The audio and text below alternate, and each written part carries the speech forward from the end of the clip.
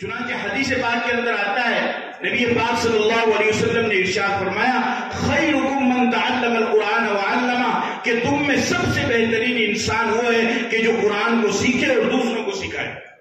آپ کے مدرسے کی جو ابتدا ہو رہی ہے، اس مدرسے کے اندر یہی سب سے بہترین کام ہونے جا رہا ہے۔ سب سے بہترین امت کا سب سے بہترین انسان وہ ہے جو خود بھی قرآن کو سیکھے اور دوسرے بچوں کو بھی قرآن کریم کو سکھائے۔ یہ امت کا سب سے بہترین انسان ہے۔ اور قرآن کریم جو اللہ تعالیٰ نے ہمیں عطا فرمایا، جس پر ہم سب کا ایمان ہے، جس کو ہم اللہ کی کتاب مانتے ہیں، قرآن کریم اللہ کی ایک ایسی کتاب ہے، ایسے معجزوں سے بھر کر کے اللہ تعالیٰ نے یہ کتاب ہمیں عطا فرمائی ہے کہ ایسے معجزے دوسرے کسی مذہب والوں کے پاس بھی نہیں۔ چنانچہ آپ دیکھیے قرآن کریم کو کیسا معجزہ اللہ نے عطا فرمایا۔ آپ کو میں چند مثالیں آپ کے سامنے پیش کرتا ہوں۔ انسان اسی چیز کو پڑھتا ہے جس کو وہ سمجھتا ہے۔ اگر کوئی چیز انسان کو سمجھ میں نہیں آ رہی ہو تو انسان اس چیز کو پڑھتا نہیں ہے۔ ایسا ہی ہے، اگر انگریزی کا اخبار ہے، آپ کو انگریزی پڑھنے آتی ہے تو آپ اس کو پڑھیں گے، اور اگر آپ کو انگریزی پڑھنی نہیں آتی ہے تو آپ اس اخبار کو نہیں پڑھیں گے۔ اسی طریقے سے اس سے معلوم ہوا کہ انسان اسی چیز کو پڑھتا ہے یا اسی کتاب کو پڑھتا ہے جس کو وہ پڑھنا جانتا ہے، جس کو وہ سمجھتا ہے۔ اگر وہ سمجھتا نہیں ہے تو انسان اس چیز کو نہ تو پڑھتا ہے اور نہ ہی اس کو پڑھنے کی کوشش کرتا ہے۔ قرآن کریم اللہ رب العزت کی ایک ایسی کتاب ہے کہ اس قرآن کو کوئی سمجھے یا نہ سمجھے، یہ قرآن کسی کو سمجھ میں آئے یا نہ سمجھ میں آئے، اس کے باوجود بھی ایک معصوم سا بچہ الحمد سے لے کر والناس تک پورے قرآن کو پڑھ لیتا ہے۔ یہ صرف اور صرف قرآن کی خاصیت اور کسی چیز کی خاصیت نہیں ہے۔ اسی طریقے سے انسان اسی چیز کو کسی چیز کو سنتا ہے تو اس کو ایک مرتبہ سنتا ہے تو اس کو زیادہ مزہ آتا ہے، جب اس کو 2 مرتبہ سنتا ہے اس کا مزہ کم ہو جاتا ہے، 3 مرتبہ سنتا ہے اس کا مزہ کم ہو جاتا ہے۔ انسان کو کوئی چیز اچھی لگتی ہے تو اس کو وہ سنتا ہے اور خوب سنتا ہے، اور جتنی مرتبہ سنتا جاتا ہے مزہ اتنا ہی کم ہوتا رہتا ہے۔ لیکن قرآن کریم کی خاصیت ہے کہ جو انسان قرآن کریم کو جتنی زیادہ مرتبہ سنتا ہے اس میں اتنا پہلے سے زیادہ اتنا اللہ تعالیٰ مزہ عطا فرماتے ہیں۔ یہ صرف قرآن کی خاصیت ہے۔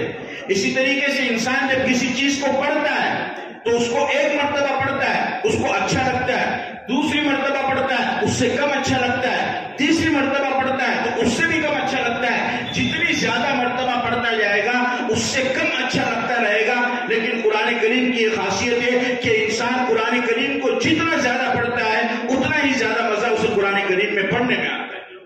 یہ دنیا کی دوسری کسی کتاب میں یہ خاصیت نہیں ہے، یہ خاصیت صرف اور صرف اللہ رب العزت نے قرآن کریم کے اندر رکھی ہے۔ اسی طریقے سے اللہ تعالیٰ نے جو دوسری کتابیں نازل فرمائی، اللہ تعالیٰ نے آسمان سے تقریباً 4 کتابیں نازل فرمائی ہے۔ ایک زبور نازل فرمائی، توریت نازل فرمائی، اور انجیل نازل فرمائی، اور قرآن شریف نازل فرمایا۔ لیکن آپ پوری دنیا میں کہیں پر بھی چلے جائیے اور قرآن کریم کی یہ خاصیت ہے، قرآن کریم کی یہ صفت ہے کہ پوری دنیا میں کسی کتاب کا کوئی حافظ نہیں ملتا ہے۔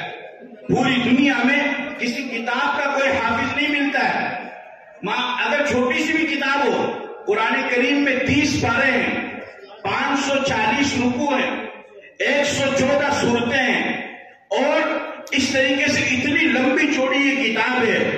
لیکن آپ جب جائزہ لیں گے تو آپ کو معلوم ہوگا کہ معمولی سے چھوٹی سی چھوٹی کتاب کا بھی آپ کو کوئی حافظ نہیں ملے گا۔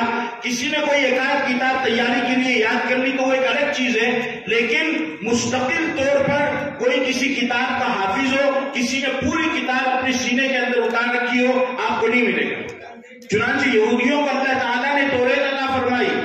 آپ یہودیوں کے پاس جائیے، ہزاروں لاکھوں کی تعداد میں یہودی آج بھی موجود ہیں دنیا کے اندر۔